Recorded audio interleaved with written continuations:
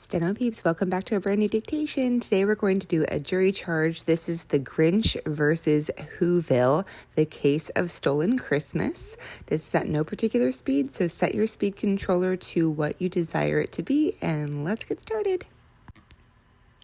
Ladies and gentlemen of the jury, you have been called to decide the fate of one Grinch, who stands accused of a most heinous crime, stealing Christmas from the peaceful town of Whoville. Before you render your verdict, you must carefully consider the facts presented during this trial and apply the law impartially. Let me guide you through the key points of this case.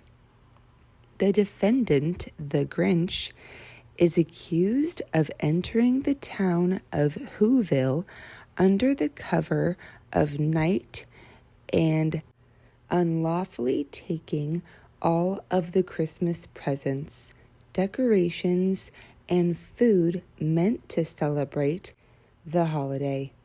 His actions caused significant distress among the citizens of Whoville, depriving them of their holiday joy and disrupting their long-held traditions. You have heard the testimony that the Grinch, with malicious intent, snuck into the homes of Whoville residents, took their Christmas trees, their stockings, their feasts, and all their Christmas cheer with the sole purpose of destroying the spirit of Christmas. In order to find the defendant guilty of the charge of stealing Christmas, you must be convinced of the following elements beyond a reasonable doubt. Intent. The Grinch must have taken the Christmas items with the specific intent to deprive the Whoville residents of their holiday celebration. You must determine if the defendant's actions were driven by malice or if they were motivated by something else, such as personal grievances or unrecognized sense of kindness. Action. You must determine whether the defendant physically took the items in question as testified by witnesses from Whoville. Did the Grinch in fact remove presents, decorations, and food from the homes of the Whos without permission or consent? Effect. Was there a measurable harm caused by the defendant's actions? You must assess the testimony from Whoville's residents regarding the emotional and societal impact of the Grinch's actions. Did the loss of Christmas cause a significant emotional and psychological toll on the community, as some witnesses have described?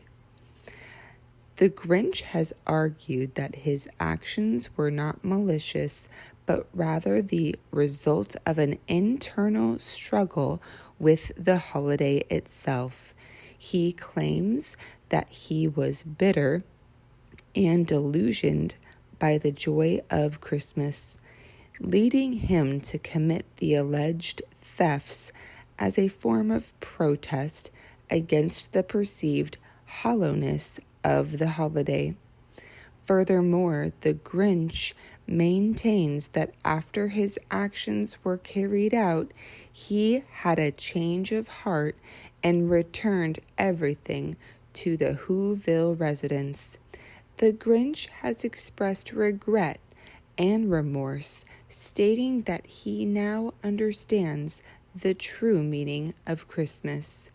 You must consider whether this transformation is genuine and whether the Grinch's actions were the result of a monetary lapse in judgment rather than premeditated malice. You have heard from various citizens of Whoville, including the mayor and the young Cindy Lou who testified about the joy and meaning that Christmas brings to the community. You must consider whether this holiday spirit was unjustly harmed by the defendant's actions, and if so, the appropriate consequences for those actions. The defendant has claimed that he has a change of heart and feels genuine remorse for his actions. While this may not absolve the defendant of responsibility, you may consider it as a mitigating factor when deciding his punishment. Does the Grinch's transformation reflect a genuine change, or is it simply an effort to avoid the consequences of his behavior? After considering the evidence, the law, and the mitigating factors, you must decide whether the Grinch is guilty of stealing Christmas. If you find that the defendant's actions were indeed malicious and caused harm to the citizens of Whoville, you must return a verdict of guilty.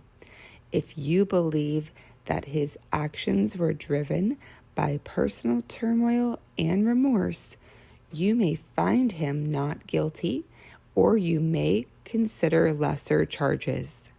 Remember, the burden of proof is on the prosecution. The Grinch is presumed innocent until proven guilty beyond a reasonable doubt. In conclusion, you must carefully deliberate on the facts of the case and deliver a verdict that reflects both justice and mercy. The spirit of Christmas, the joy of Whoville, and the redemption of the Grinch may all weigh heavily in your decision. Now, members of the jury, you may deliberate. I think that one was so cute and fun. That will be one definitely to do over and over again this holiday season. And that was 7 minutes and 10 seconds of straight dictation. So that gives you some good endurance practice. Until the next dictation, have a great one and keep practicing.